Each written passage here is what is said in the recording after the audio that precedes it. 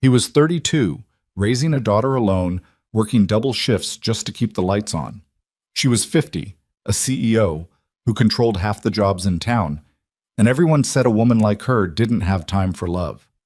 Nobody expected a single father from the factory floor to be the one person who could reach the loneliest woman in Blackridge, until the night she stood in an empty parking lot and asked him not to walk away.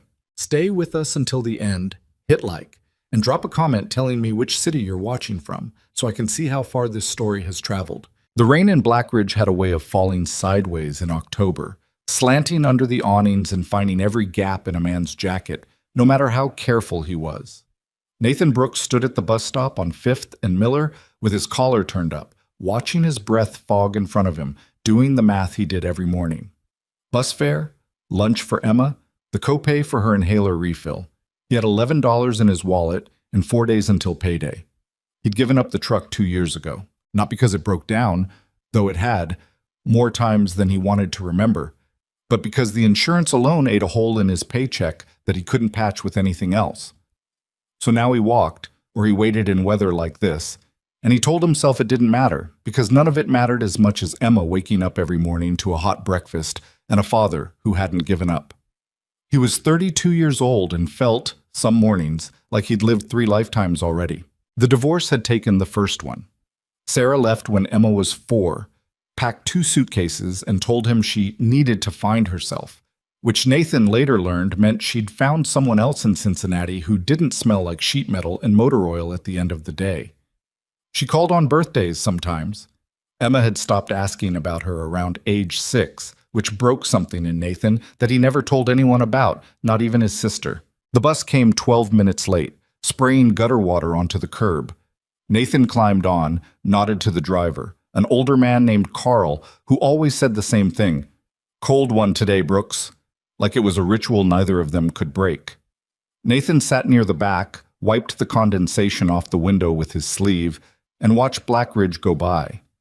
Old brick buildings, a diner that had been there since his father's time. The Ashford manufacturing sign, lit up even in daylight, sitting on top of the building like it owned the whole skyline, because in a way it did. He worked the assembly floor there, had for 6 years. Quality control on the line that made precision parts for industrial machinery, the kind of job that paid enough to survive but not enough to ever get ahead. He didn't complain about it. Complaining was a luxury he hadn't been able to afford since the divorce. But some nights, after Emma was asleep and the apartment was quiet except for the hum of the refrigerator, he let himself feel the weight of it. The tiredness that lived in his shoulders, the loneliness that he buried so deep most days he forgot it was even there.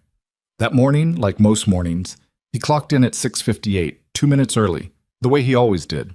He passed his usual nod to George at the loading dock, grabbed his safety glasses off the hook by his station, and got to work checking tolerances on a batch of steel housings that would end up in some factory in Indiana, doing a job nobody would ever think about once they were installed. It was just past 10 when the floor manager, a heavy-set man named Pete, who chewed gum like it was his job, came down the line with a clipboard and a look on his face that Nathan had learned to read as trouble.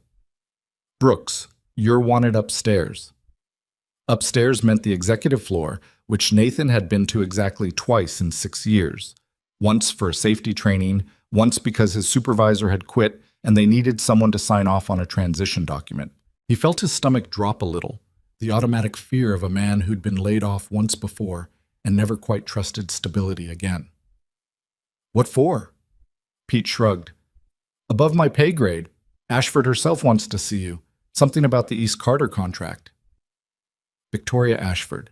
Nathan had seen her maybe a dozen times in 6 years, always from a distance, crossing the lobby in a dark coat, standing at the front of an all-hands meeting, her voice calm and even as she explained quarterly numbers that meant nothing to him except whether his job would still exist in 6 months. She was 50 years old, though she didn't look it, not in the way people meant when they said that about women trying to defy age. She looked like someone who had earned every line on her face and wasn't interested in apologizing for it. Gray threading naturally through dark hair she kept pulled back, a way of standing that made rooms go quiet without her raising her voice. He'd heard the stories, same as everyone on the floor. Her husband had died 11 years ago. Heart attack, sudden, no warning. And she'd buried herself in the company ever since, building Ashford manufacturing from a regional supplier into something that competed nationally. People respected her. People were also, in the particular way that working-class men respect powerful women, a little afraid of her. Nathan washed his hands, put on the spare jacket he kept in his locker for exactly this kind of unexpected formality, and took the elevator up. Her office was nothing like he expected. He'd imagined glass and chrome, the kind of cold, modern look he'd seen in magazines at the dentist's office. Instead, it was warm.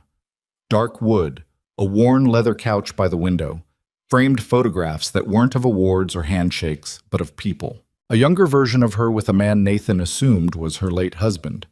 A few photos of what looked like company picnics, ordinary moments, nothing staged. She was standing at the window when he walked in, looking down at the parking lot, and she turned when her assistant announced him. "Mr. Brooks, thank you for coming up." Her voice was exactly like he remembered from the all-hands meetings. Calm, low, the kind of voice that didn't need volume to carry weight. Up close, he noticed things he hadn't from a distance. The tiredness around her eyes that no amount of composure could fully hide. The way she held herself like someone who had learned, a long time ago, that falling apart wasn't an option she could afford. "Ma'am," he said, because he didn't know what else to call her, and felt immediately foolish for it. "Victoria is fine." She gestured to the chair across from her desk. "Please, sit." He sat. She didn't sit immediately, instead pulling a folder from a stack on her desk and setting it in front of him. "The East Carter contract," she said. "We had a quality complaint come in last week. 3 units from a batch that shipped in September failed tolerance testing on their end. I pulled the records and your sign-off is on that batch." Nathan's stomach tightened. This was it then, the conversation where they explained politely that they were letting him go. "I checked every unit in that batch personally," he said. "I remember it specifically because we were short-staffed that week and I stayed late 3 nights to make sure nothing slipped through.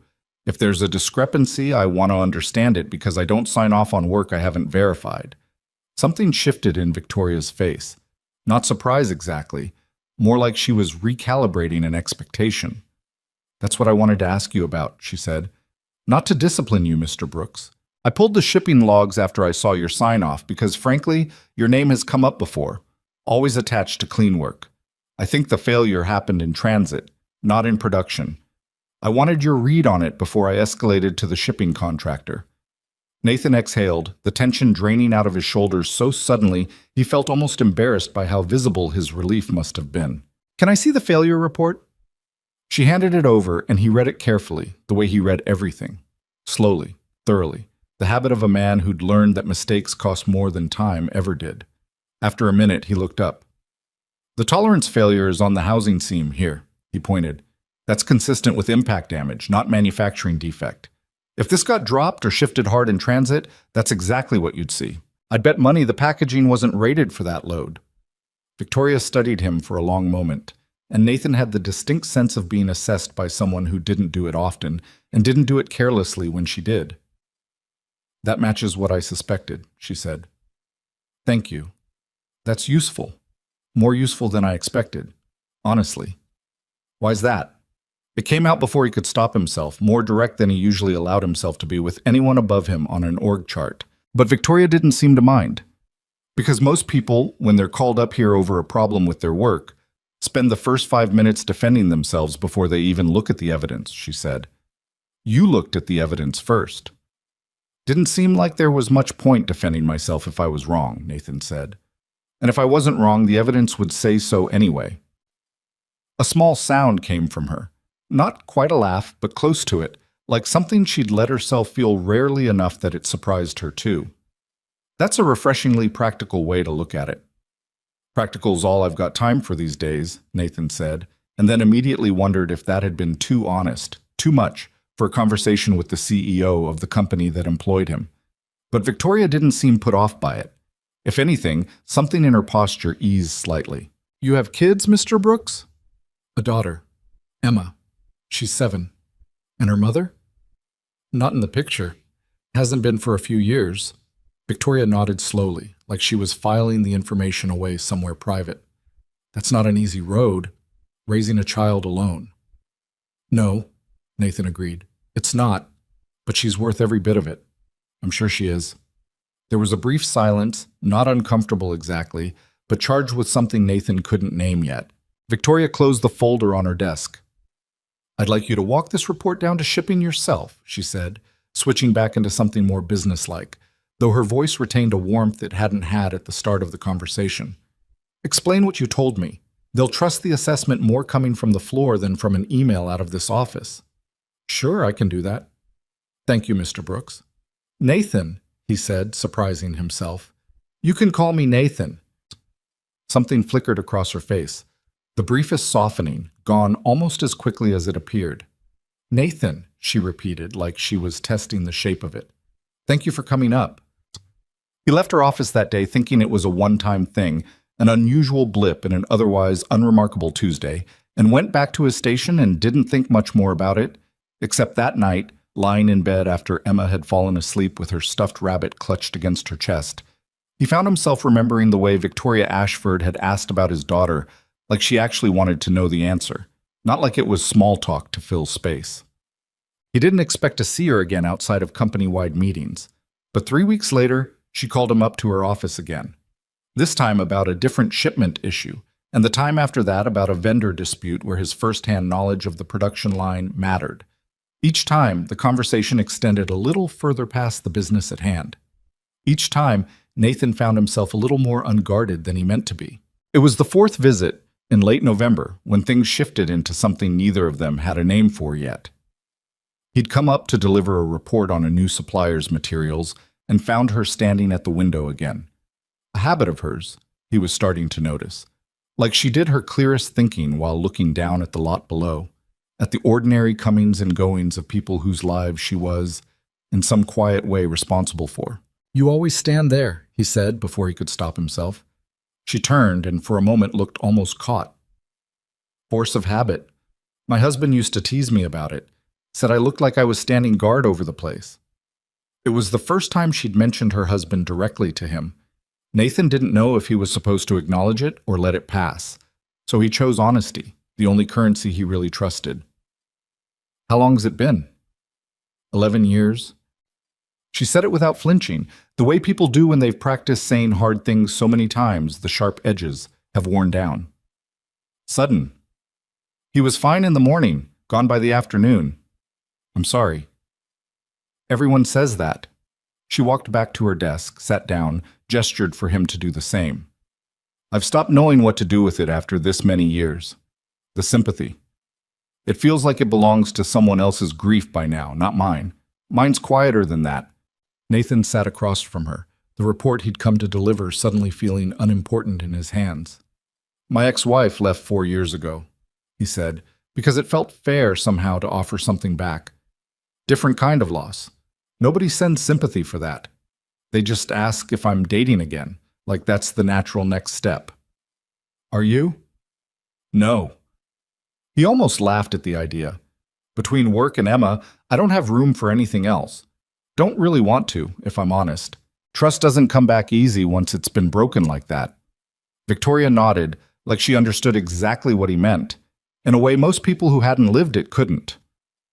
"Grief and distrust aren't so different," she said. "They both convince you that letting your guard down is how you get hurt again." Nathan looked at her. Really looked at her. Past the title, past the corner office, and the company that bore her late husband's name on half its letterhead, and saw, for the first time, just how tired she was underneath the composure. Not tired like a long day. Tired like a long life. Carried mostly alone. "You ever get lonely up here?" he asked, and immediately wondered if it crossed a line he shouldn't have crossed. But Victoria didn't seem offended. She seemed, if anything, relieved that someone had finally asked. "Every day," she admitted quietly. "I built all of this so I wouldn't have to feel it. Turns out you can be surrounded by 400 employees and still come home to an empty house every single night." "Emma asks me sometimes why we don't have a bigger family like her friends," Nathan said. "I tell her family's not about how many people are in the house. It's about who shows up." "That's good advice. You should take it yourself sometime." "Working on it."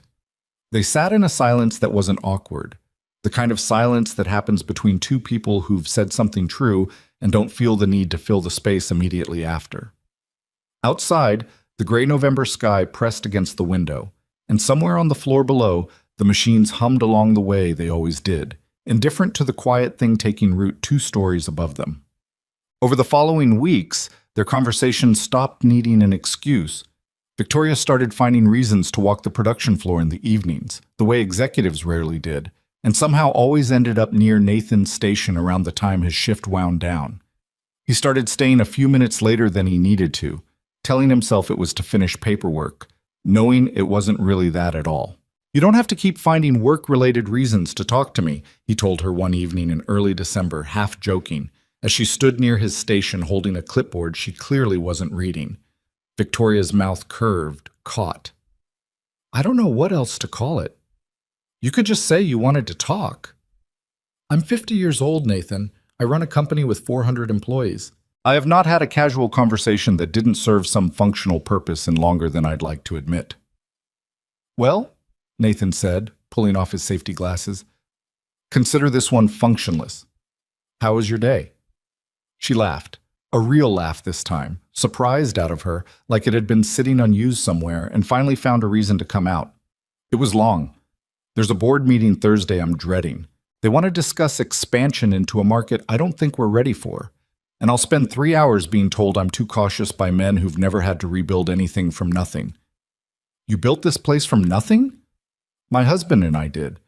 Started with 11 employees in a building half this size. He had the vision, I had the spreadsheets.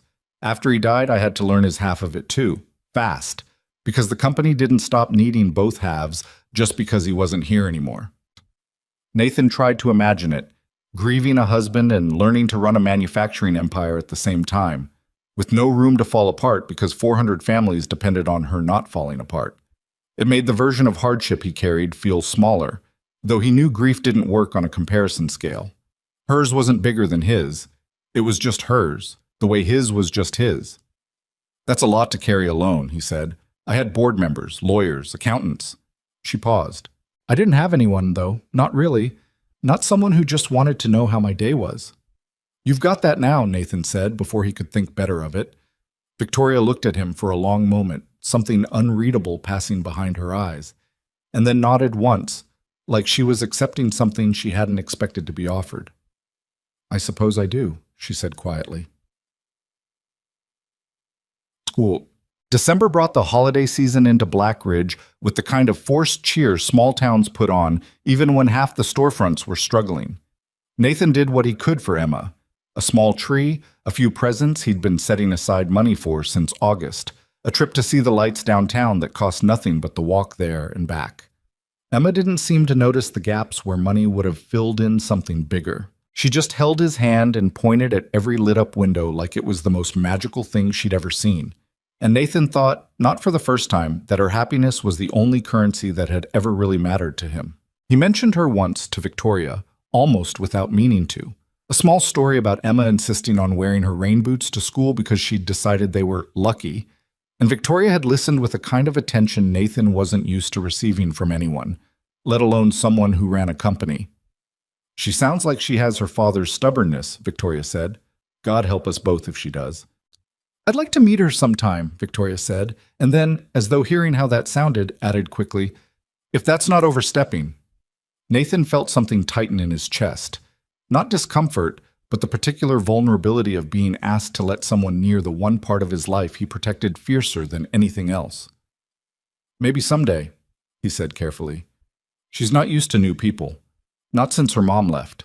"I understand," Victoria said, and she did seem to, without pressing further, which only made Nathan trust her more. That night, walking home in the cold, he found himself thinking about how strange it was, that the loneliest, most guarded parts of him had started opening slowly, carefully, toward a woman he had no business getting close to, a CEO, 50 years old, a world away from his apartment with the leaking faucet and the secondhand furniture and the daughter who depended on him for everything. It didn't make sense. None of it made sense.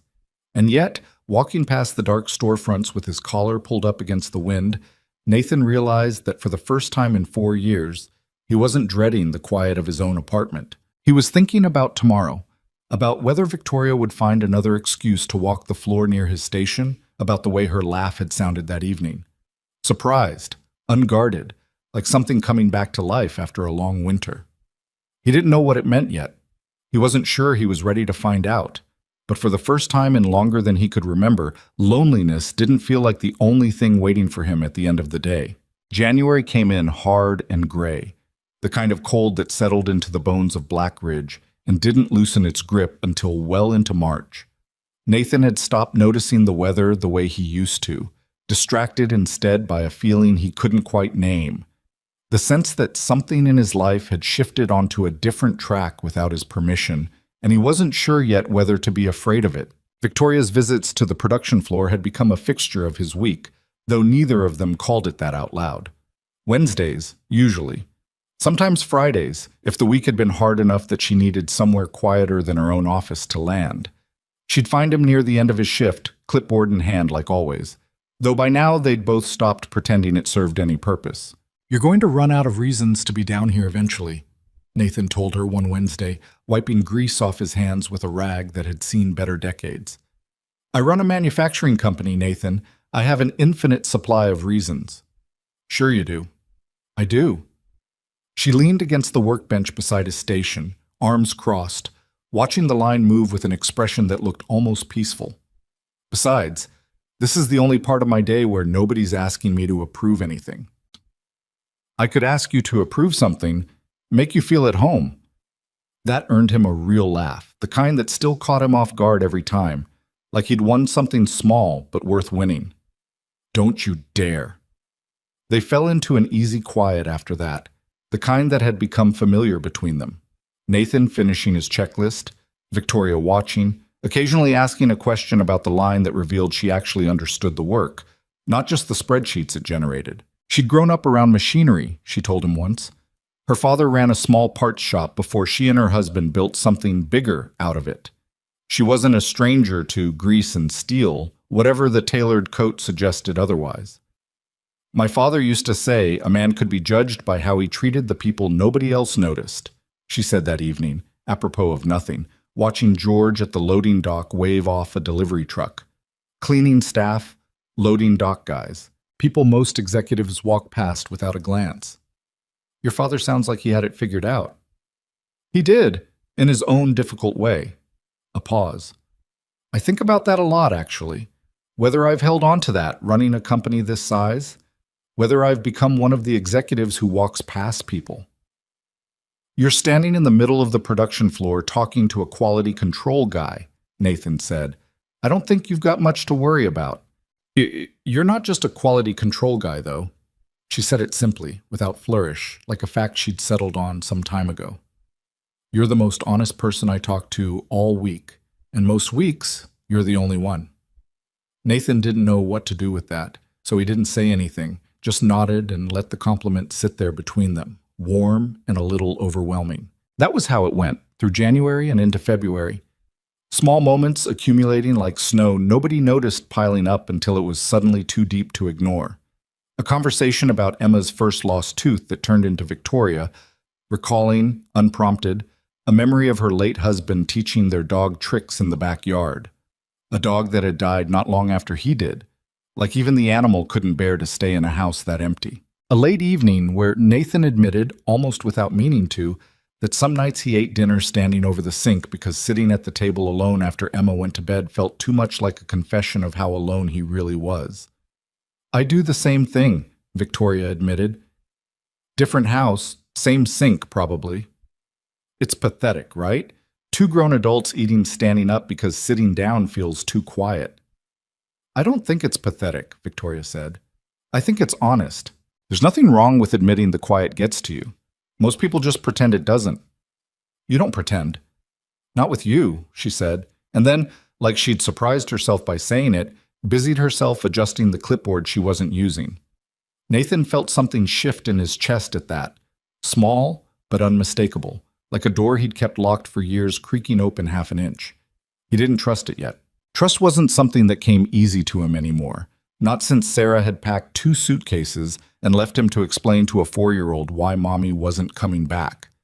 But something about the way Victoria said things, plainly, without performance, without the polish he expected from someone in her position, made the wariness in him quiet down a little more each week. Emma noticed the change before Nathan was willing to admit there was one. "You're humming again," she told him one Saturday morning in February, sitting at the kitchen table eating cereal while Nathan made coffee. "I don't hum." "You do too. You hummed in the car yesterday, and you hummed when you were doing the dishes last night." "Maybe I'm just in a good mood." Emma considered this with the seriousness only a 7-year-old could bring to cereal table philosophy. "Is it a girl?" Nathan nearly dropped the coffee pot. "What? No, why would you think that?" "Because that's what happens in movies. Dads start humming when there's a girl." "You've been watching too many movies." "Lily's dad started humming when he met Lily's new mom," Emma said matter-of-factly, referencing her best friend from school whose parents had divorced and remarried within the same calendar year, the kind of small-town gossip that traveled through elementary school faster than anything adults said out loud.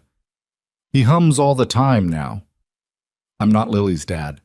"I know, you're better. You actually pick me up on time." Emma went back to her cereal, satisfied with her own logic, leaving Nathan standing at the counter with his coffee going cold, turning over the question she'd asked with more weight than a 7-year-old probably intended. Was it a girl? He thought about Victoria, about the way she listened like every word mattered, about the laugh that surprised them both every time it came out, about the quiet ache underneath her composure that matched almost exactly the one he carried underneath his own. He thought about the 18 years between them, the gap in their worlds that felt some days like a canyon too wide to cross. He thought about Sarah, about the particular flavor of stupid he'd felt the day she left, the promise he'd made himself never to be that stupid again. He didn't answer Emma's question. He wasn't sure he had an honest answer to give. The undeniable thing happened on a Thursday in late February, though neither of them named it that way at the time. Victoria had asked him to stay late, a real reason this time, an inventory discrepancy that needed sorting before a shipment went out the next morning. They worked through it together at a folding table near the loading dock, the warehouse mostly empty around them, just the hum of the overhead lights and the occasional creak of the old building settling against the cold outside. "Found it," Nathan said finally, pointing to a line on the spreadsheet. "Someone double-entered batch 41. It's not missing inventory. It's a clerical error." Victoria leaned over to look, close enough that Nathan caught the faint scent of her perfume.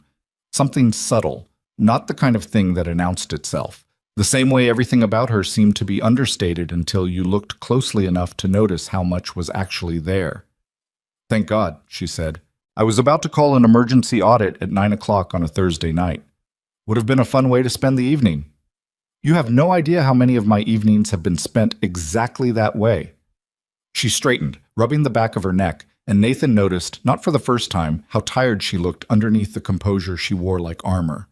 "I don't remember the last time I had an evening that wasn't about this place.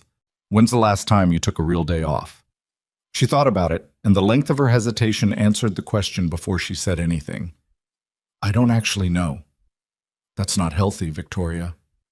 "Neither is eating dinner standing over a sink, but here we are." "Fair point." Nathan leaned back against the table, studying her in the dim warehouse light. "What would you even do with a day off? If you took one?"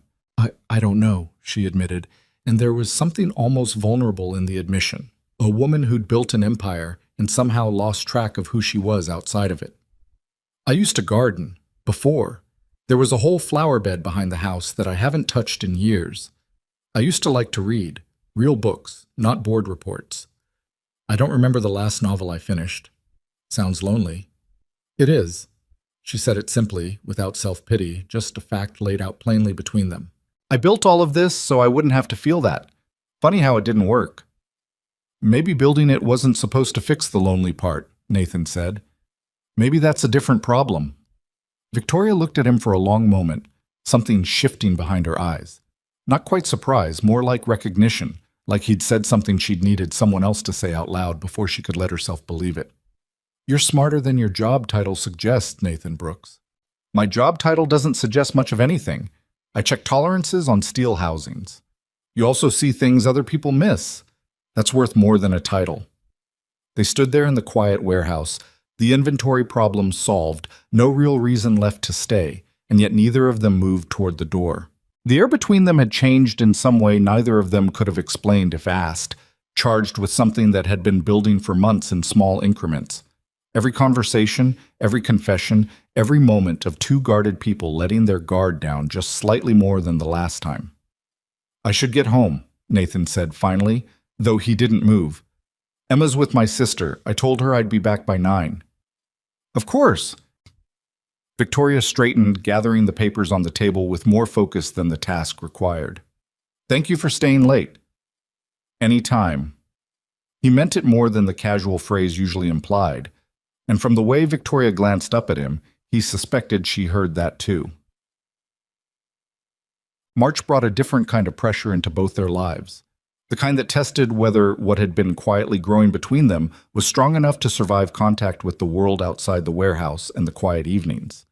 Victoria's board had grown more aggressive about the expansion she didn't want to pursue, men who'd never built anything themselves questioning every decision she made with the casual cruelty of people who'd never had to rebuild from nothing. She came to the floor one evening looking more rattled than Nathan had ever seen her, composure cracking just slightly at the edges. "Bad day?" he asked, though the answer was written across her face. "They want to vote on the expansion next month. Push into the Midwest market without doing half the due diligence I think we need. If it fails, it doesn't just hurt the company. It hurts every family that depends on us. 400 people, Nathan, their kids, their mortgages, their lives." "You really think it'll fail?" "I think we're not ready, but I'm one voice on a board of 9, and lately, my voice doesn't carry the way it used to. Some of them think I've gotten too cautious since my husband died, like grief made me weak instead of careful." "You're not weak," Nathan said, with more conviction than he usually allowed himself in front of her. "You're the most careful, capable person I've ever met. Anyone who can't see that isn't paying attention." Victoria looked at him, something raw and grateful passing across her face, quickly covered, but not quickly enough that Nathan didn't see it. "You don't know how much I needed someone to say that today. I mean it, every word." "I know you do," she said quietly. "That's what makes it matter." Meanwhile, Nathan's own world held its own quiet tension. Emma had started asking more questions, not just about whether there was a girl, but specific ones, the kind that came from a child who'd noticed her father's phone buzzing more often in the evenings, who'd noticed the particular lightness in his voice on Wednesday nights when he came home a little later than usual. "Are you going to get married again?" she asked one night, completely without warning, while Nathan tucked her into bed. "Where's this coming from, kiddo?" "I don't know. I just think about it sometimes. If you got married again, would I have to share you?"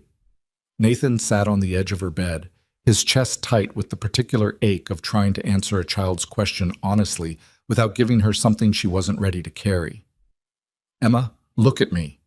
She did, her dark eyes, Sarah's eyes, though Nathan rarely let himself think that, wide and serious in the lamplight. "No matter what happens in my life, you will never have to share me. You come first. You've always come first. That's not something that changes, ever. Promise?" "Promise." She seemed satisfied with that, snuggling down under her blanket with her stuffed rabbit, and Nathan sat there a moment longer, turning over the question she'd asked, the one underneath the one she'd actually voiced. Was there a girl? Was it serious? Was his careful, controlled life about to change in a way he hadn't fully reckoned with yet? He thought about Victoria more than he let himself admit, even to himself. Thought about the 18 years between them, about what people at the plant would say if they knew their CEO and a line worker had become this close, about the very real possibility that crossing whatever line still separated them could cost him the only stable job he had, the income that kept Emma fed and housed and safe. He thought too about Victoria's late husband, about the impossible standard a grieving widow's first love might set, about whether a woman who'd built an empire really had room in her life for a man who counted his grocery money in singles. The age difference felt, some nights, like the most insurmountable part of it. 18 years. She'd been building a career when he was still in elementary school. She'd buried a husband when he was barely out of his 20s. What did he have to offer a woman like that, beyond honesty and a steady hand on a clipboard she didn't actually need him to fill out? Nothing, some nights, he told himself. He had nothing to offer her that she couldn't find somewhere more equal to her own world. But then Wednesday would come and she'd find her way to his station with a clipboard she wasn't reading, and something in his chest would loosen despite every argument he'd built against it, and he'd think, maybe. Maybe nothing official changed how it felt when she was near some. Victoria carried her own version of the same doubt, though she was careful never to let Nathan see the full weight of it. She confided once in her oldest friend and former board member, a woman named Diane, who'd known her since before the company existed, since before her husband, since the version of Victoria that had existed prior to all the armor she'd built since. "There's someone," Victoria admitted over coffee on a rare Sunday afternoon, the words feeling strange in her mouth, unpracticed after so many years of not having anyone to admit anything about. "There's someone," Diane repeated, eyebrows raised. "Victoria Ashford has someone. After 11 years, you finally—" "It's not like that. Not yet. Maybe not ever." "Why not?" "He works on my production floor, Diane. He's 32. He has a 7-year-old daughter and an ex-wife who left him with nothing but bills and a broken trust in people. He's nothing like Richard." Saying her late husband's name still cost her something, even after all these years. "Richard had a business degree and a 5-year plan before we were even married. This man counts his grocery money. Does that matter to you? The money, the age, all of it?" Victoria sat with the question longer than she expected to need. "No," she admitted finally, quietly, like the truth surprised even her. "It doesn't. He's the most honest person I've talked to in over a decade. He sees me, Diane. Not the company, not the title, not even the grief. He sees me. I don't remember the last time someone did that." "Then what's stopping you?" "He's still grieving his own version of loss. I won't be the thing that pushes him before he's ready. And I won't pressure a man who spent every ounce of himself keeping a roof over his daughter's head into believing he owes me something just because I'm interested." Victoria turned her coffee cup slowly between her hands. "If it happens, it has to happen because he chooses it, not because I make it easy for him to fall into." "That's either the most patient thing I've ever heard or the most cowardly," Diane said, not unkindly. "Maybe it's both." Well, by the end of March, the unspoken thing between them had grown heavy enough that both of them felt its weight in every conversation, every silence that stretched a beat too long, every moment their eyes held each other's a little past what was comfortable for two people who hadn't said anything out loud yet. It came to a head, quietly, on the last Friday of the month. Victoria had stayed late again, this time with no real reason beyond wanting to. Nathan found her in the break room near his station, sitting alone at the table with a cup of coffee gone cold in front of her, staring at nothing in particular. "You okay?" She looked up, and for the first time since he'd known her, she didn't immediately compose herself into the calm authority she carried everywhere else. "The board vote is in 3 weeks. I don't know if I'm going to win it." Nathan sat down across from her. "Whatever happens with the vote, you'll handle it. You handle everything." "I'm tired of handling everything, Nathan."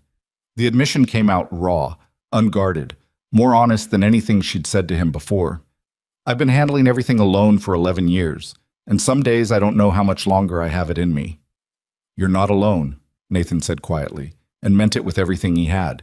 Victoria looked at him, something fragile and hopeful passing across her face. And for a moment neither of them said anything at all, the silence carrying more weight than words could have. Nathan felt the pull of it, the urge to reach across the table, to close whatever distance remained between the careful friendship they'd built and whatever lay beyond it. But fear held him back, the same fear that had kept him guarded since Sarah left, the same voice that told him a man like him had no business reaching for a woman like her. So he didn't reach. Not yet. He just sat with her in the quiet, offering what he could. His presence, his honesty, the steady company of someone who saw her, fully, without needing anything from her in return. It would take one more night, one more moment of exhaustion and exposed feeling, before either of them found the courage to close that distance for good. But that night, sitting together in the empty break room with the cold coffee between them, both of them already knew, somewhere underneath the fear, that the distance wasn't going to last much longer. The board vote loomed over April like a storm everyone could see coming, but nobody could stop. And Victoria spent the first 2 weeks of the month in a kind of controlled exhaustion Nathan had never seen from her before. She still found her way to the floor on Wednesdays, Still asked about Emma's latest obsession, dinosaurs now. She'd moved on from rain boots. But the tiredness underneath her composure had started showing through the cracks more openly, like armor that had finally been worn thin. They're bringing in outside consultants now, she told him one evening, leaning against the workbench with a kind of weariness that made her look older than her 50 years, though Nathan never thought of her that way. Not really.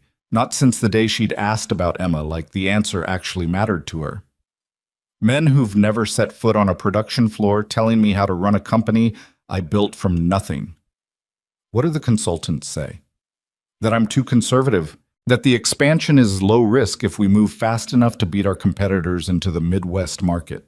She rubbed her temple, a gesture Nathan had started recognizing as the precursor to a headache she'd never admit to having. What they don't say is what happens if we move fast and we're wrong. 400 jobs, Nathan.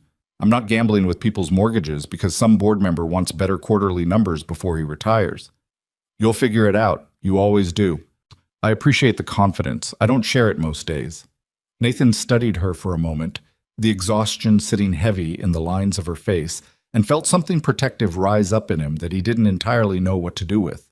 He wasn't her husband, wasn't even, officially, anything more than an employee she talked to more than she talked to anyone else. But the feeling was there regardless, undeniable, the same way it had been building in him for months. You ever think about just telling them no? He asked. Flat out, not explaining yourself, not justifying it with spreadsheets, just no. I'm the CEO, Nathan. I don't get to just say no. Sounds like you do, you just don't let yourself. Victoria looked at him sharply, then softened, like the observation had landed somewhere true she hadn't expected him to reach. When did you get so good at seeing through me? Probably around the third time you stood at that window pretending to read a clipboard you weren't reading. That earned a real laugh, tired but genuine, and for a moment the weight on her shoulders seemed to lift just slightly, just enough that Nathan could see the woman underneath the CEO, underneath the widow, underneath all the roles she'd worn so long they'd started to feel like skin instead of armor. The charity gala had been on the calendar for months, Ashford Manufacturing's annual benefit for the Blackridge Children's Hospital, the kind of event Victoria hosted every spring without fail, a tradition that had started when her husband was alive and that she'd never been willing to let die along with him. It was, by every account, the social event of the season in a town that didn't have many, drawing in local business owners, hospital staff, board members, and enough press coverage that the Blackridge Gazette ran a feature on it every year. Nathan hadn't been planning to attend. Galas weren't exactly built for men who counted their grocery money in singles, and he'd assumed his invitation, extended almost as an afterthought by Victoria's assistant at Victoria's request, was more obligation than genuine want. You should come, Victoria had told him directly, 2 weeks before the event, catching him near the loading dock at the end of a shift. I could use a friendly face in a room full of board members who'd like to see me fail. I don't own a suit that wouldn't embarrass you. I'll have one sent to your apartment. Don't argue with me about it. Victoria? Nathan. She'd said his name with a finality that didn't leave much room for argument, and underneath the firmness, something almost pleading. Please, I need someone there who isn't measuring me against a quarterly report. He'd agreed, against his better judgment, against the small voice that told him a tailored suit and a children's hospital gala were a world he didn't belong in. But he found standing in his bedroom on the night of the event, looking at himself in a suit that fit better than anything he'd ever owned, that some part of him wanted this, wanted to stand beside her in a room full of people who didn't know how to see her the way he'd learned to. His sister Carol had taken Emma for the night, delighted by the rare excuse to spoil her niece with a sleepover and too much ice cream. Go, she'd told Nathan, eyeing the suit hanging in his closet with an expression he chose not to examine too closely. Have a night that isn't about bills and bedtime stories. The gala was held in the renovated ballroom of the old Blackridge Hotel downtown, chandeliers and white tablecloths and a string quartet playing something Nathan didn't recognize, but found himself liking anyway. He felt out of place the moment he walked in, hyper-aware of every detail that marked him as someone who didn't belong in rooms like this. The way his shoes weren't quite as polished as everyone else's.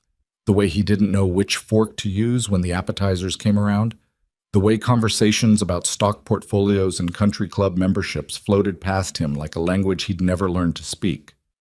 Then he saw Victoria. She was standing near the entrance to the main hall, dressed in deep green, her hair down in a way Nathan had never seen it at work. And for a moment he forgot every insecurity that had followed him through the door. She looked up, found him in the crowd, and something in her expression eased visibly, like she'd been holding her breath until he arrived. "You came," she said, crossing to him. "You basically ordered me to." I asked. There's a difference. But she was smiling, and the smile reached all the way to her eyes, which it rarely did, even when she laughed at his jokes on the production floor. "You look good, Nathan." "I look like a man wearing someone else's life for a night." "You look like you belong here," she corrected gently. Whether you believe that or not is a separate problem. The evening unfolded in a blur of small talk and polite introductions, Victoria keeping him close at her side through most of it, introducing him simply as a friend to board members who eyed him with poorly disguised curiosity. He caught snippets of speculation, quiet murmurs about who he was, why Victoria Ashford had brought a production floor worker to the company's most prestigious annual event. But Victoria seemed unbothered by it, almost defiant, like she'd decided some time ago that she was done explaining herself to people who'd never bothered to understand her. The speeches came after dinner, Victoria taking the podium to talk about the children's hospital, about her late husband's belief that a company's success meant nothing if it didn't give back to the community that built it, about the families they'd helped over the years. Nathan watched her from his table, struck by how easily she commanded the room, despite the exhaustion he knew was sitting underneath the surface, and felt something swell in his chest that he didn't have a clean name for. Pride, maybe. Something closer to love than he was ready to admit. After the speeches, after the auction items had been bid on and the band had started playing something slower, Nathan found himself standing near the edge of the dance floor, watching board members and their spouses move through the crowd with the easy confidence of people who'd never doubted their place in a room like this. Victoria appeared at his side, 2 glasses of champagne in her hands, offering him one. "Quite a night," he said. "Quite a night," she agreed, taking a long sip. "I think I survived it without losing the vote prematurely. 3 board members cornered me about the expansion. I gave them nothing." "You're good at giving nothing." "Years of practice." They stood together watching the dancing for a while, the conversation around them fading into a hum, and Nathan felt the weight of the evening settle into something quieter, more intimate than the noise of the room suggested. Victoria's shoulder was close to his, close enough that he could feel the warmth coming off her, and neither of them moved away from it. "Dance with me," Victoria said suddenly, surprising them both. "I don't dance." "Neither do I anymore." "Seems like the perfect match." He let her pull him onto the floor, awkward at first, his hand finding her waist with more hesitation than he'd felt doing almost anything else in his life. And they moved slowly, badly, neither of them caring enough to fix it. The room around them blurred into something unimportant. The board members, the chandeliers, the careful social performance of the evening, until it was just the 2 of them, moving in something close to rhythm, closer to each other than they'd ever allowed themselves to be. "This is nice," Victoria said quietly, her voice low enough that only he could hear it. "Yeah," Nathan agreed, his throat tight. "It is." They didn't say much else for the rest of the dance, the silence between them carrying more than words could have, and when the song ended, neither of them stepped back right away. The gala wound down past 11, guests trickling out in 2s and 3s, board members offering tired congratulations on a successful evening before disappearing into the night. Nathan offered to walk Victoria to her car, an offer she accepted without the careful hesitation she usually wrapped around moments like this, like the night had worn away some of the caution she normally carried. The parking lot was nearly empty by the time they reached it, the hotel's lights casting long shadows across the asphalt, the city quiet around them in the particular way Black Ridge went quiet after 10 on a weeknight. Victoria's heels echoed against the pavement, and Nathan walked beside her in silence, feeling the night settle into something heavier than the easy warmth of the dance floor had been. She stopped beside her car but didn't reach for the door, instead turning to face him under the dim glow of a street lamp, the city lights behind her casting her in something close to silhouette. She looked tired in a way that had nothing to do with the late hour. Tired in the way Nathan recognized from his own reflection some nights, the exhaustion of carrying something alone for far too long.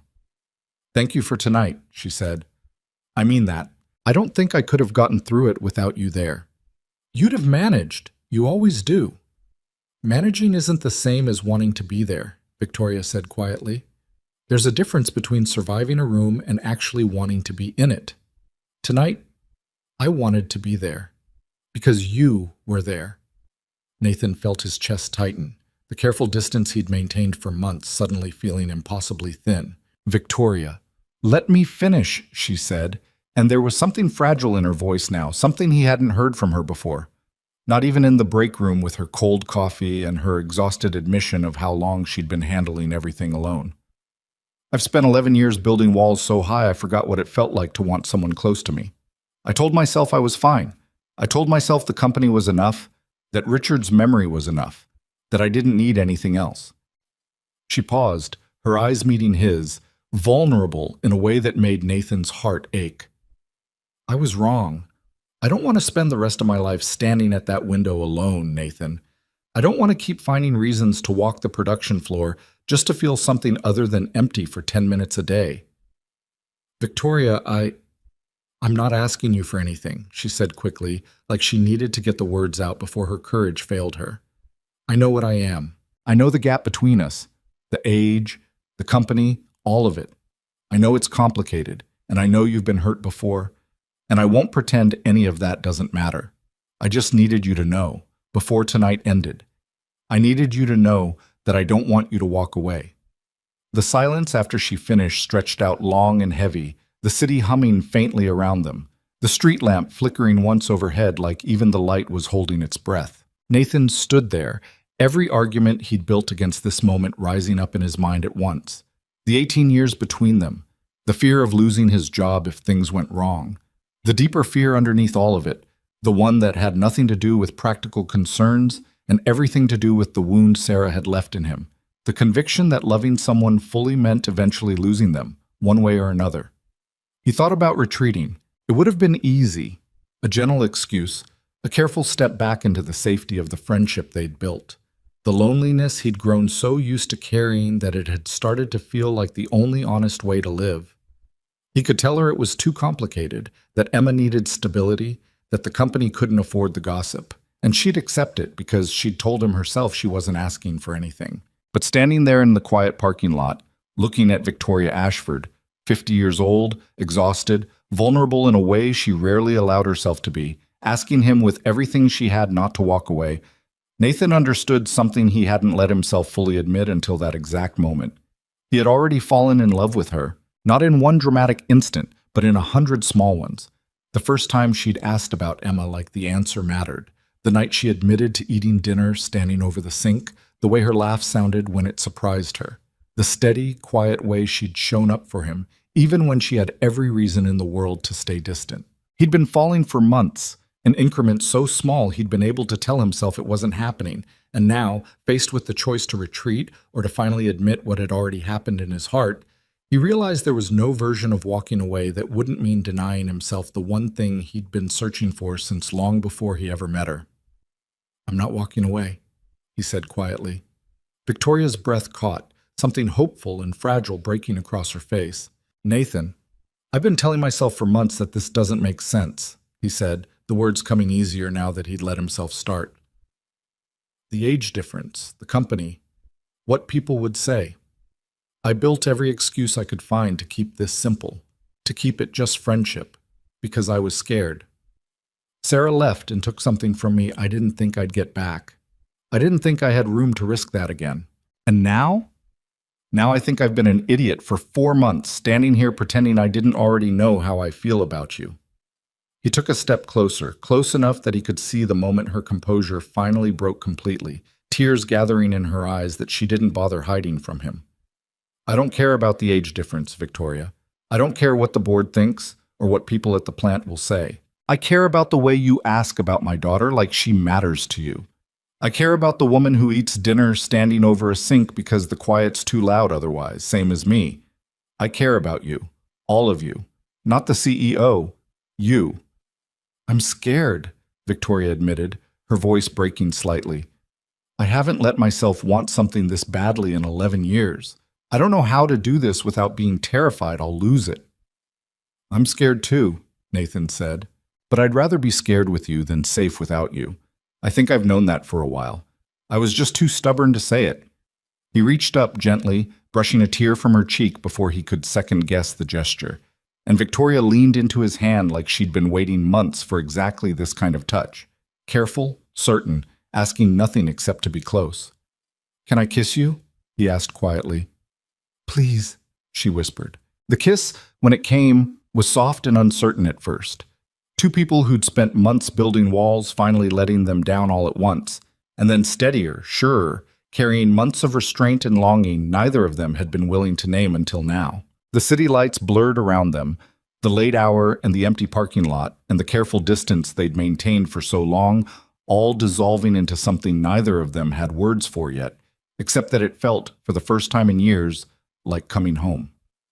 When they finally broke apart, Victoria rested her forehead against his, both of them breathing unsteadily, the street lamp flickering above them like it was sealing something into place. "This is going to be complicated," Victoria said softly, though there was no regret in it. "Most things worth having are. The board, the company, your daughter. There's so much we haven't figured out." "We'll figure it out together," Nathan said, and meant it with a certainty he hadn't felt about anything in years. "One thing at a time, starting now." Victoria smiled, small and genuine and unguarded in a way Nathan had never seen from her before.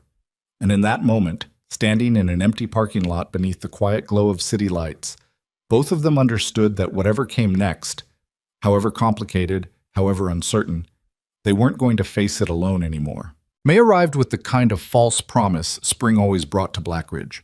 Warmer days mixed with sudden cold snaps that caught everyone off guard, and Nathan found himself navigating a different kind of uncertainty than he'd grown used to. Being with Victoria, actually with her, not just orbiting around the edges of something neither of them would name, meant learning a new rhythm, one that had to fit around Emma's school schedule, around Victoria's board obligations, around the particular caution both of them carried into something neither had expected to want again. They kept it quiet at first, not out of shame, but out of practicality. Victoria didn't want the relationship to become ammunition for board members already questioning her judgment, and Nathan didn't want the plant floor turning into a rumor mill that made his daily work unbearable. They saw each other in the evenings, usually at Victoria's house on the edge of town. A place too big for one person, Nathan thought the first time he walked through it, full of rooms that had clearly gone unused for years. "You could fit my whole apartment in this kitchen," he said, the first night she'd invited him over for dinner. Something she'd cooked herself instead of having catered, an act that seemed to mean more to her than the meal itself. "It felt right when Richard and I bought it," Victoria said, plating pasta with more focus than the task required, like she was working through something while she talked. "We were going to fill it with kids. That didn't happen. After he died, I just never had the energy to leave." "You don't have to explain it to me." "I want to," she said, looking up at him. "I spent 11 years not explaining anything to anyone. I'm trying to do this differently." It became, slowly, a kind of ritual. Dinner at her place 2 or 3 nights a week after Emma was asleep and Nathan's sister Carol had agreed to keep an ear out for the apartment.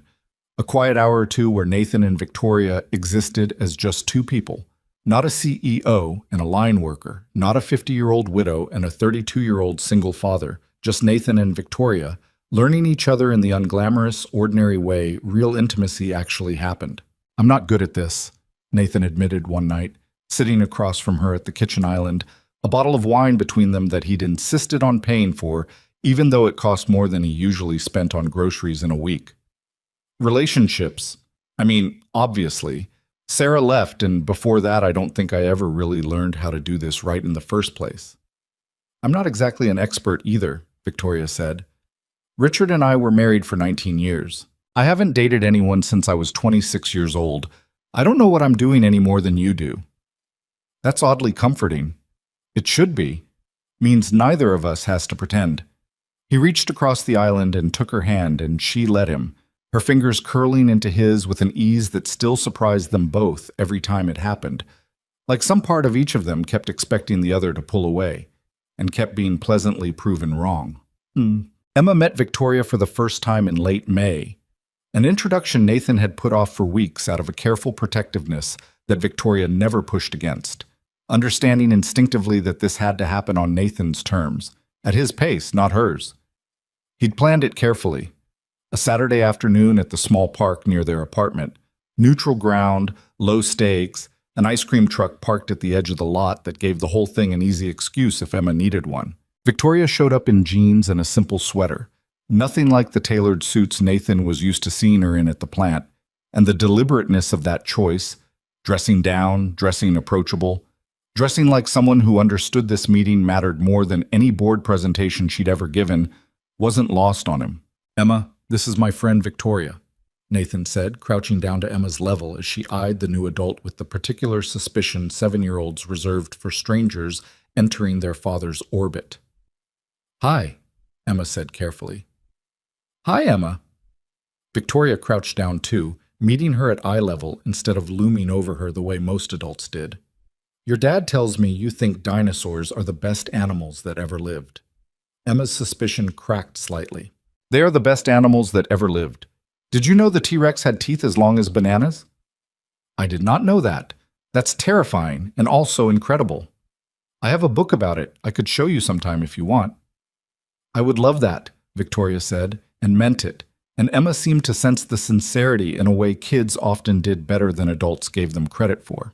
The afternoon unfolded easier than Nathan had dared to hope, Victoria asking Emma question after question with genuine curiosity, never talking down to her, never performing the kind of forced enthusiasm adults sometimes used with children they were trying to win over. By the time they left the park, Emma had decided, with the swift and total conviction only a 7-year-old could manage, that Victoria was pretty cool for a grown-up, which Nathan understood to be among the highest compliments his daughter was capable of giving.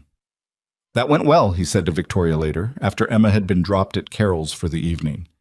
"She's wonderful, Nathan. You've done an incredible job with her." "We've had our hard days." "Every parent has hard days. What matters is she's confident, she's curious. She feels safe enough to ask a stranger about dinosaur teeth within 10 minutes of meeting her. That doesn't happen by accident. That happens because of you." Nathan felt something warm settle in his chest at the praise, less because of the words themselves, and more because of how completely Victoria meant them. No performance, no flattery for its own sake, just an honest assessment from a woman who'd watched closely enough to mean it. He didn't know yet how much that steadiness would be tested in the weeks that followed. The board vote came at the start of June, and despite weeks of preparation, despite the careful arguments Victoria had built against the rushed expansion, the vote split 5-4 against her. The company would move into the Midwest market by fall, faster and with less due diligence than Victoria had ever wanted, and the defeat hit her harder than Nathan had expected, not because she'd lost an argument, but because of what the loss represented. A board that had stopped trusting her judgment, a company she'd spent decades protecting now moving in a direction she genuinely believed could hurt it. "I told them," she said that evening, sitting at her kitchen island with a glass of wine she hadn't touched, staring at nothing. "I told them the market research wasn't there yet. I told them we needed 6 more months. They didn't listen. What happens now? Now I do my job. I make sure the expansion succeeds despite my reservations because 400 families are depending on this company, regardless of whether the board made the right call." She finally looked up at him, exhaustion etched into every line of her face. "I just feel like I'm losing my grip on something I built with my own hands, Nathan, like the company's slipping into decisions I can't control anymore." "You're not losing your grip. You lost 1 vote. That's different." "It doesn't feel different tonight." He came around the island and pulled her into him, and she let herself lean into it fully, the kind of surrender she rarely allowed herself, even with him. They stood there a long moment, Victoria's breathing slowly evening out against his chest, and Nathan thought, not for the first time, how strange it was that the most powerful person he knew sometimes needed exactly the same thing his 7-year-old needed after a hard day. Just someone steady to hold on to. The expansion launched in July, and within weeks, the cracks Victoria had predicted began to show. A regional competitor in the new market undercut their pricing before Ashford Manufacturing had even finished setting up distribution. A logistics partner they'd rushed into contracting with turned out to be overextended, causing delays that cascaded through the whole supply chain. By August, the company was bleeding money on the expansion at a rate that alarmed even the board members who'd pushed for it, and Victoria found herself in the position of cleaning up a mess she'd warned them about from the start. "I want to say I told you so," she admitted to Nathan one night, looking more drained than he'd ever seen her. But it doesn't feel like victory. It feels like watching something I built start to crack because nobody would listen to me when it mattered. What do you need to fix it? Time, capital. A board that trusts my judgment again, which feels less likely every week. She rubbed her eyes. I might have to make cuts, Nathan. Real ones. I've spent the last month going through every department looking for places to save money before this gets worse, and I hate every minute of it. The fear in her voice wasn't about her own position. Nathan understood that immediately, understood it the way he understood most things about her by now. It was about the 400 families she kept talking about, the people whose livelihoods depended on decisions made in boardrooms they'd never see, by people who'd never have to look them in the eye if things went wrong. You're scaring me a little, Nathan said carefully. Cuts.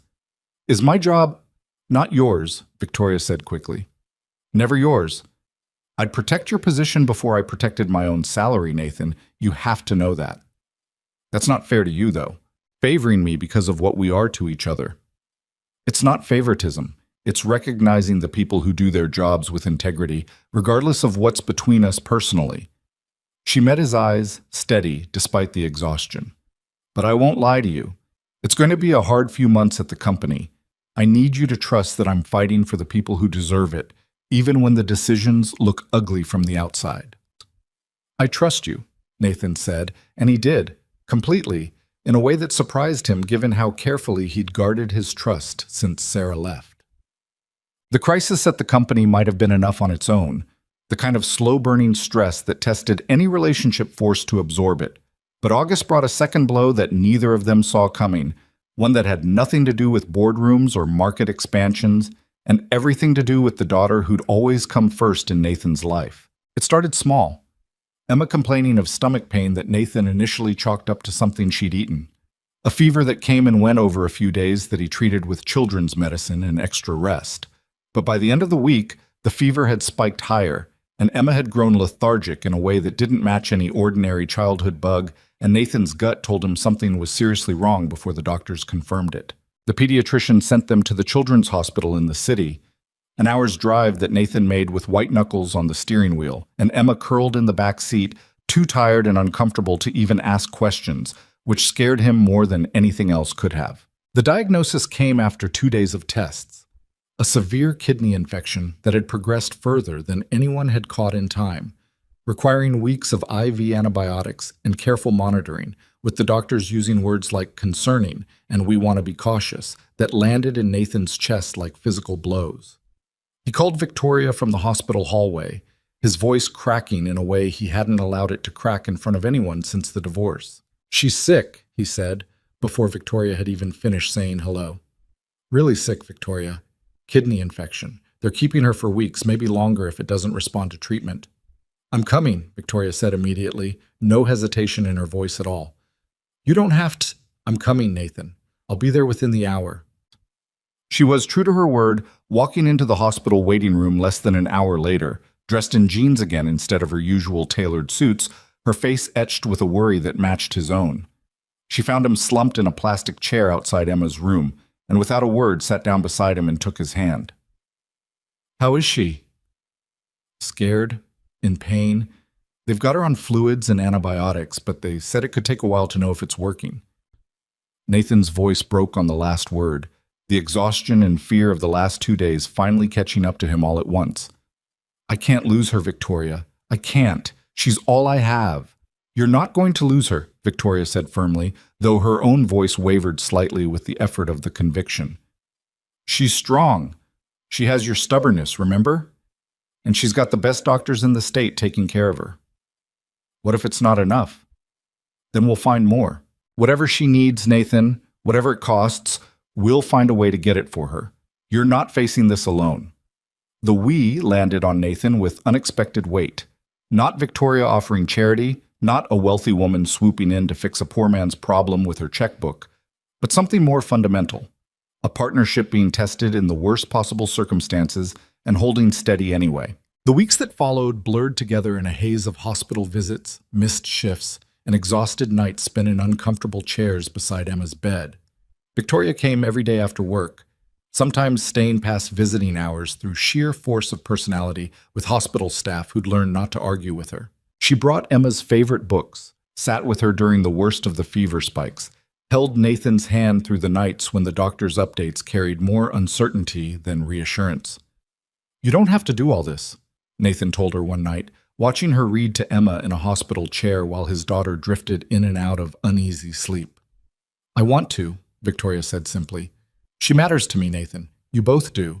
That's not something you do because you have to. That's something you do because you can't imagine not doing it."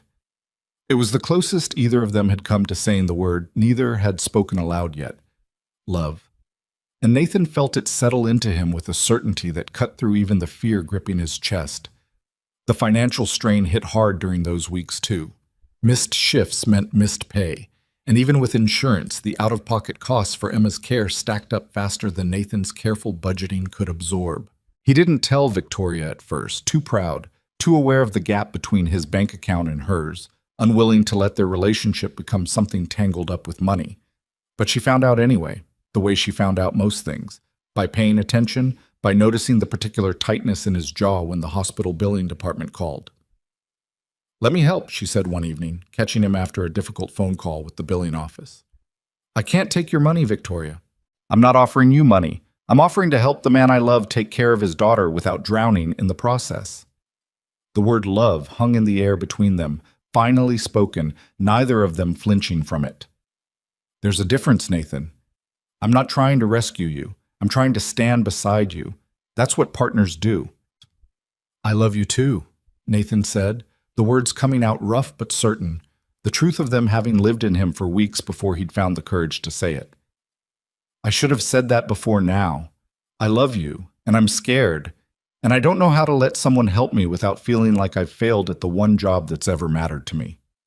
"You haven't failed at anything," Victoria said, pulling him into her arms right there in the hospital hallway.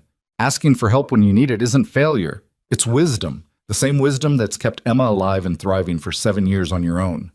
Let me be part of that now. Not because you can't do it alone, but because you shouldn't have to." Nathan let himself lean into her then, fully, the way he'd watched her lean into him months earlier in her kitchen after the board vote.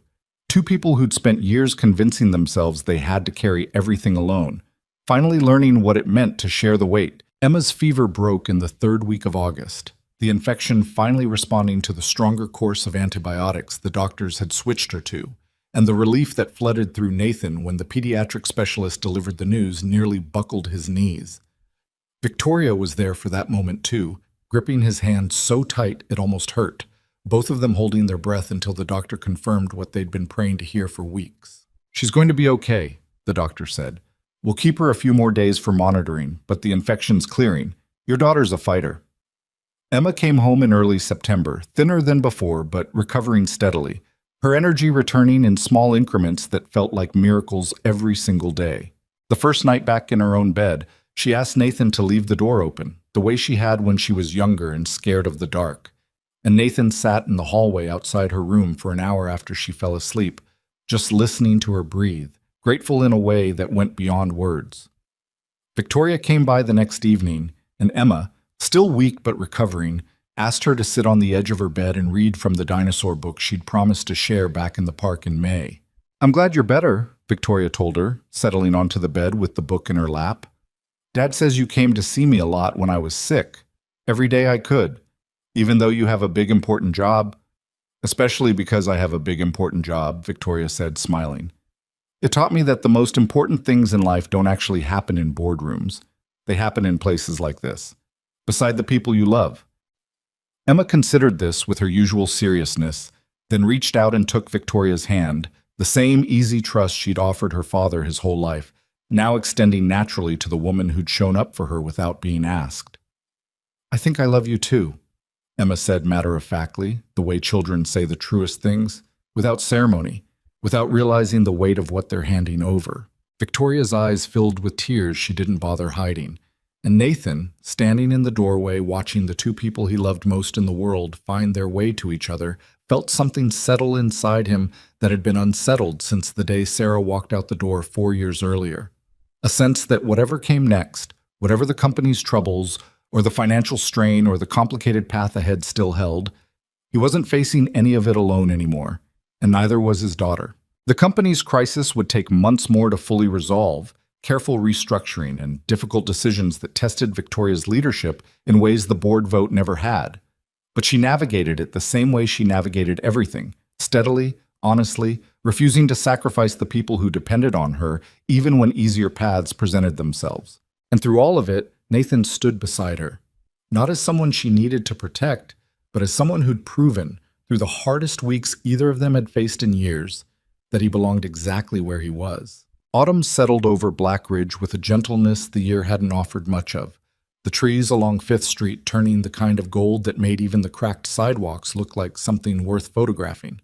And for the first time in longer than Nathan could remember, the changing season didn't carry the usual weight of dread that came with shorter days and longer bills. Emma was healthy again, fully herself, chasing leaves across the playground at recess, and coming home with stories about her friends that no longer carried the undertone of exhaustion that had haunted her through the worst weeks of August.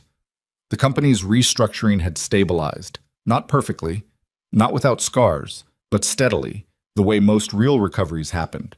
Slow, unglamorous, built one careful decision at a time rather than some single dramatic turnaround.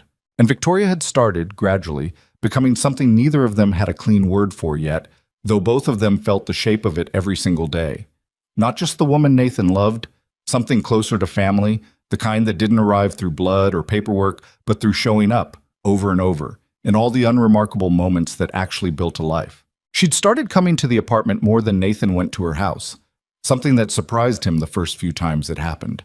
He'd half expected the opposite, expected that a woman with a house like hers, a kitchen island that cost more than his car, would find his small two-bedroom place beneath her, even if she never said so out loud. Instead, she seemed to prefer it, the smallness of it, the way sound carried between rooms, the particular intimacy of three people existing in close quarters instead of one person rattling around 11 empty rooms.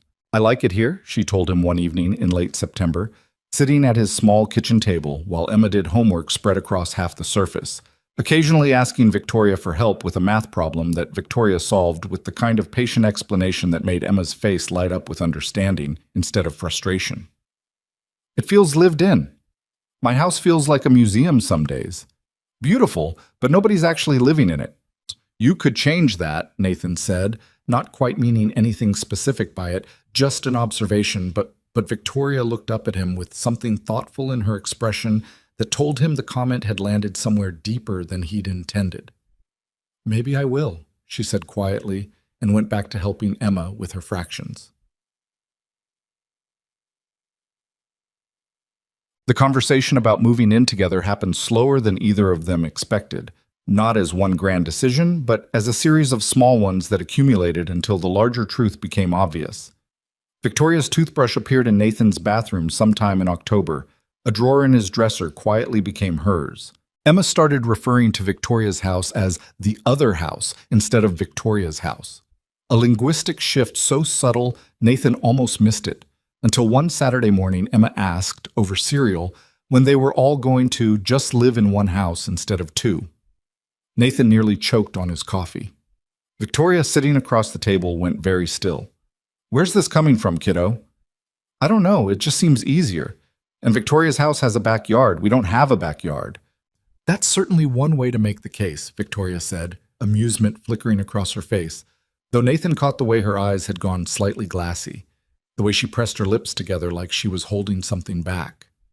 That night, after Emma was asleep, Nathan and Victoria sat together on his small couch, the conversation that had been building for weeks finally finding its way to the surface. "She's not wrong, you know," Victoria said, "about the backyard." "About all of it, really. I've been thinking about it for a while. I just didn't know how to bring it up without it feeling like I was trying to rush you into something." "You're not rushing me," Nathan said. "I've thought about it too. I just didn't know how to bring it up without it sounding like I wanted access to your money or your house or whatever people might assume." "Do you care what people assume?" Nathan considered the question honestly. A year ago, he would have cared deeply. The pride that had kept him from accepting Victoria's help during Emma's hospital stay was the same pride that had kept him isolated for years after Sarah left, the same pride that told him a man's worth was measured by what he could provide without anyone's help. But something had shifted in him over the past months. Something that had started in a hospital hallway when Victoria told him asking for help wasn't failure, it was wisdom. Less than I used to, he admitted. I spent 4 years building a life around the idea that needing anyone was a weakness. I don't think that anymore. I think the strongest thing I've done since Sarah left was letting you in, actually. Letting Emma love you. Letting myself believe I deserved something good without it costing me everything else I'd built. Victoria reached for his hand, threading her fingers through his with the easy familiarity of months of practice. I love you, Nathan. I love Emma like she's already mine, in every way that matters except the paperwork. I don't want 2 houses anymore. I want 1 home, with both of you in it. Then let's do it, Nathan said simply. Let's actually do it. They moved Nathan and Emma's things into Victoria's house in November, a process that took less time than expected, partly because they didn't have much. 4 years of careful, modest living meant the move fit into a single weekend with the help of Nathan's sister Carol and a rented truck. Victoria had cleared out 2 rooms weeks earlier, one for Emma, decorated with the kind of careful attention that suggested she'd thought about it far longer than she'd let on. Dinosaur wallpaper, and a bookshelf already stocked with new additions to Emma's growing collection. The other room became a proper office for Nathan, the first dedicated workspace he'd had since before the divorce, a small but meaningful acknowledgement that this wasn't Victoria absorbing them into her life so much as all 3 of them building something new together. The backyard, the one that had started the whole conversation, became Emma's favorite part of the house almost immediately. She spent hours out there once the weather allowed it, declaring various sections of the modest garden dinosaur excavation sites, much to the amusement of the actual gardener Victoria employed twice a month, who started leaving small fossil replicas buried in the dirt for Emma to discover, a kindness that delighted Emma beyond measure, and that Nathan suspected Victoria had quietly arranged without telling anyone. You didn't have to do that, Nathan told her, after catching on to the gardener's secret assignment. I didn't do anything. Marcus likes kids. He has grandchildren her age. Victoria, fine. I might have mentioned that a happy 7-year-old archaeologist would make my life significantly more pleasant. She shrugged, unrepentant. Is that a crime? It's the sweetest thing I've ever heard you almost deny doing. She smiled at that, the kind of smile that still caught him off guard sometimes, unguarded in a way the woman he'd first met in that wood-paneled office over a year ago would never have allowed herself. The company, meanwhile, had spent the autumn clawing its way back from the expansion crisis. And by late November, Victoria's careful restructuring had finally started showing real results. The Midwest expansion, scaled back significantly from the board's original ambitious vision, had found a sustainable footing once Victoria was given room to manage it her way, instead of the rushed timeline that had nearly sunk it. The board members who'd pushed hardest for the original plan had grown noticeably quieter in meetings, and 2 of them, facing re-election to their seats in the new year, had started treating Victoria's input with a deference they hadn't shown in months. Vindication doesn't feel as good as I thought it would, Victoria admitted one evening, going over quarterly projections at the kitchen island while Nathan made dinner beside her, a domestic rhythm that had become so natural to both of them it was hard to remember a time it hadn't existed. I keep thinking I should feel triumphant. Mostly I just feel tired. You're allowed to feel tired and still have done something hard and important, Nathan said, stirring a pot of something simple, the kind of cooking he'd learned out of necessity years ago, and had never bothered to make fancier than it needed to be. Not every win feels like a parade. Sometimes it just feels like finally being able to breathe. Victoria looked up from her papers, studying him with an expression he'd come to recognize, the look she got when something he said landed somewhere unexpectedly true. When did you get so wise about all this? You've never run a company in your life. I've run a household on $11 and 4 days till payday more times than I can count, Nathan said. Different scale, same principle.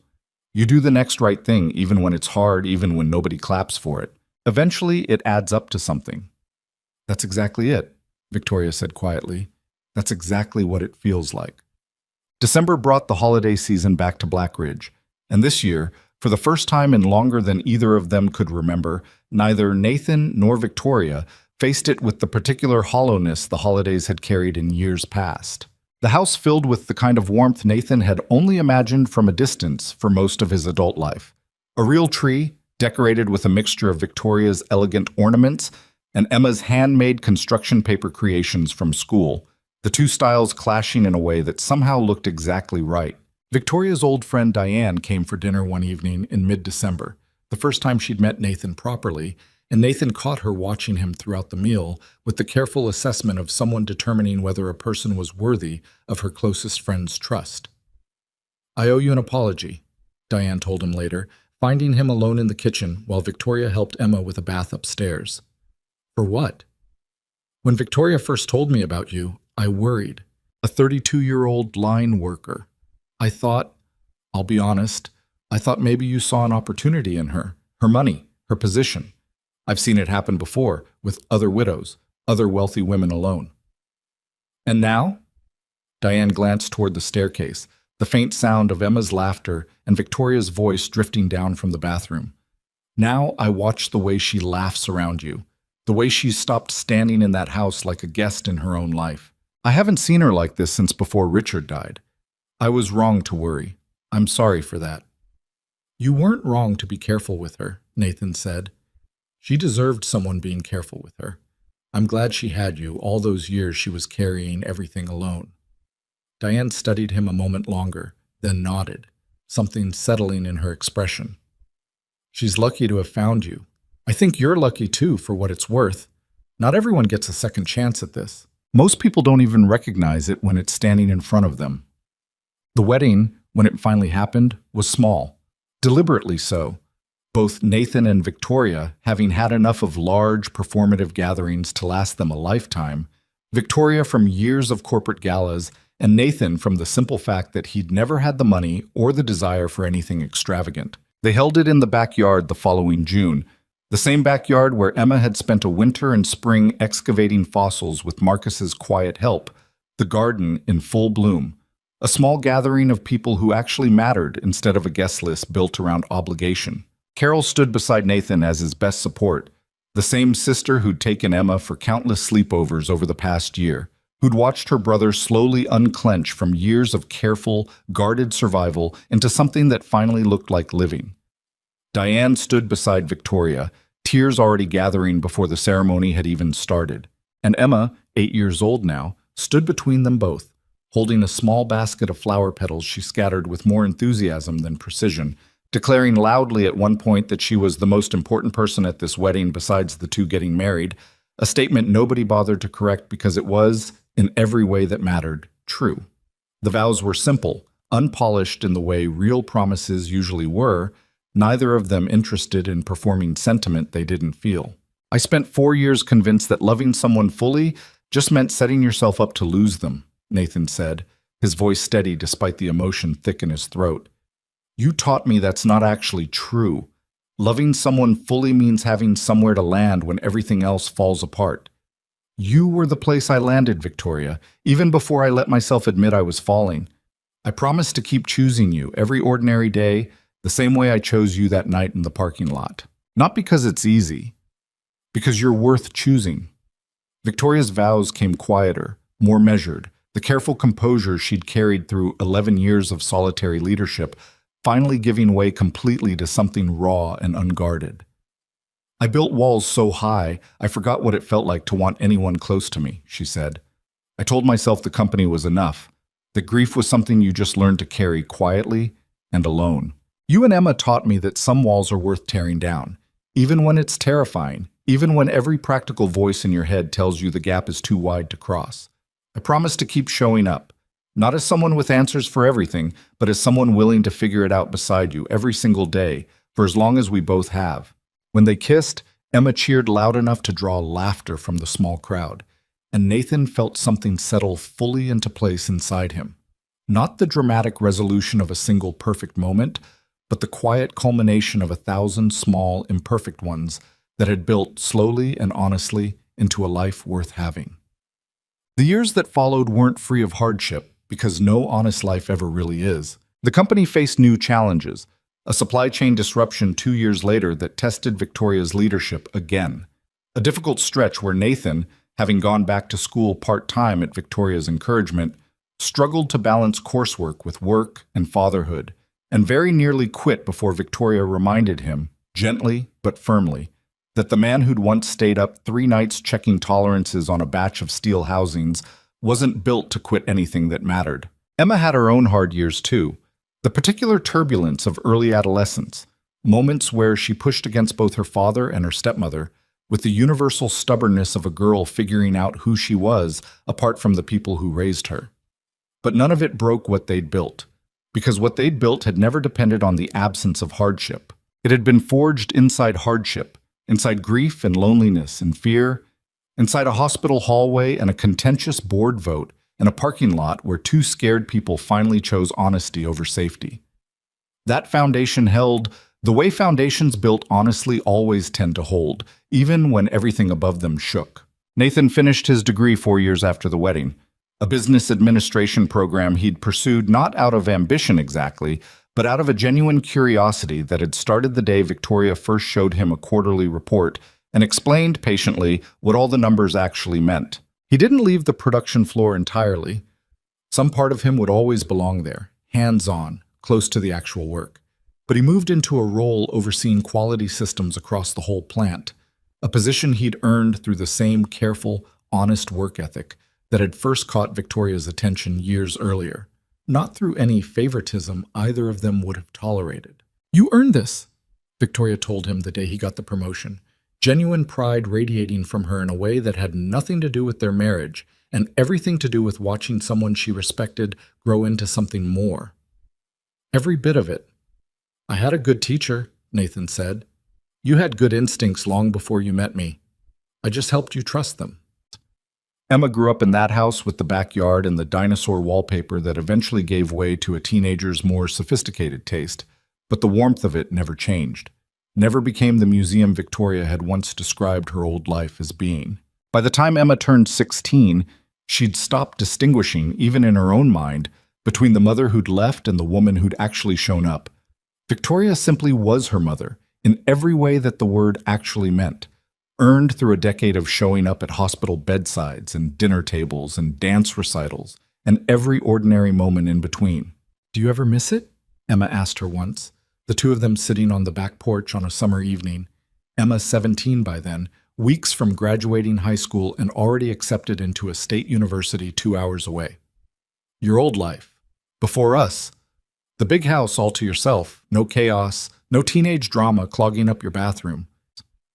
Victoria considered the question seriously, the way she considered most things Emma asked her, never dismissing a young person's curiosity as less important than an adult's. "No," she said honestly. "I thought that life was peace for a long time. I think now it was just quiet. There's a difference. Peace is something you build with people you love, even when it's loud and messy and complicated. Quiet is just the absence of anyone close enough to disturb it. I'll take the noise, Emma. I'll take all of it, every single time, over going back to that quiet." Emma leaned her head on Victoria's shoulder, the easy affection of a girl who'd grown up secure in being loved by more than one parent, by a found family built not from obligation, but from choice, renewed every single day, in 1,000 ordinary ways nobody outside the house ever saw or needed to. Boke, there's a particular kind of truth that takes most people years to learn, if they learn it at all. That love, the real and lasting kind, rarely announces itself with fireworks or grand declarations. It arrives quietly in the accumulation of small honesties. A CEO who stops to ask a line worker about his daughter and actually means it. A tired father who admits he eats dinner standing over a sink because the silence afterward feels too loud to sit with. Two people who keep choosing each other not because it's convenient or simple, but because somewhere beneath all the practical objections, the age, the money, the status, the fear, they recognize something in each other worth the risk of being hurt again. Nathan Brooks never stopped being the man who counted his grocery money carefully, who valued a hard day's honest work over any title that came with a corner office, who measured his worth by the daughter he'd raised, not the company he eventually helped lead. And Victoria Ashford never stopped being the woman who'd built an empire from 11 employees and a husband's vision, who carried grief quietly for 11 years before she let herself want something again, who learned slowly and at great personal cost that strength and vulnerability weren't opposites but partners, the same way she and Nathan had become partners in every sense that mattered. What they built together wasn't perfect. There were arguments over money management that took years to fully resolve. The particular friction of two people raised in vastly different financial realities, learning to merge their instincts into something that worked for both of them. There were nights Victoria worked too late, and Nathan had to remind her, gently but firmly, that the company would survive one evening without her, that her family needed her present more than her business needed her exhausted. There were moments Nathan's old insecurities resurfaced, fears that he'd never fully measure up to the life Victoria could have built with someone more her equal in wealth or status. Fears Victoria met each time with the same patient honesty she'd offered him in that warehouse years earlier. That equal had never meant equal in money. It meant equal in honesty, in showing up, in choosing the harder right thing over the easier wrong one. That perhaps is the real shape of the story. Not a fairy tale where love conquers every obstacle effortlessly, but something closer to the truth most people actually live. Two imperfect, wounded people, choosing each other again and again through corporate crises and hospital hallways and ordinary Tuesday evenings, building something sturdy, not despite the hardship, but through it. Age never mattered, not really. Not once they stopped measuring their worth by numbers and started measuring it by who showed up when it counted. Status never mattered either. Not when a woman who ran a company learned to find as much meaning in a child's dinosaur facts as she did in a boardroom victory. And a man who once felt unworthy of anyone's attention learned that the most powerful person he'd ever met needed exactly the same things he did: honesty, steadiness, somewhere safe to land. Emma left for college that fall, the house growing quieter in a way that might have once terrified Victoria. The specter of an empty house always lurking somewhere in her memory of the years after Richard died. But this time, the quiet didn't feel like loneliness. It felt like the natural rhythm of a family that had grown, the way families are supposed to, secure enough in its foundation that one member leaving didn't threaten to collapse the whole structure. Nathan found Victoria standing at the kitchen window one evening that September, watching the sunset over the backyard where Emma had once hunted for fossils, a habit Victoria had never fully shaken, the way she still found her clearest thoughts looking out at something quiet and unhurried. "You okay?" he asked, coming up beside her, the same question he'd asked her so many times over the years, in warehouses and break rooms and hospital hallways, a question that had become its own kind of love language between them. "I'm better than okay," Victoria said, leaning into him the way she'd learned to do over a decade of practice. Trust built slow and sure instead of fast and fragile. "I used to stand at windows like this and feel like I was watching my life happen somewhere out there, separate from me. Now I just feel like I'm watching the life we built. All of it. Every ordinary, complicated, worthwhile piece of it." Nathan wrapped an arm around her, the two of them standing together in the fading light. No clipboard between them anymore. No excuse needed. No fear left to navigate around. Just two people who'd found each other against every practical argument that said they shouldn't have, who'd chosen, deliberately and repeatedly, to believe that genuine connection didn't care about the boxes the world tried to put it in. Not age, not status, not the particular shape of a person's bank account, or the wounds they carried into the relationship. Somewhere out there, the world kept turning the way it always did, full of people convinced that love required some perfect alignment of circumstance to be real, that two people from different worlds couldn't actually build something lasting between them. Nathan Brooks and Victoria Ashford knew better, had learned it the hard way, through loss and fear and every reasonable argument they'd once built against each other. They'd learned that the only real requirement for lasting love was the willingness to keep showing up, imperfectly, honestly, for as long as it took to turn two separate, lonely lives into one shared one. And in the quiet warmth of their kitchen, with the sun setting over a garden that had once held buried fossils and now just held flowers, that was exactly what they continued to do. Choosing each other, every single ordinary day, proving, without needing to say it out loud, that the kind of love worth having was never about how it started, but about how faithfully two people kept choosing to stay.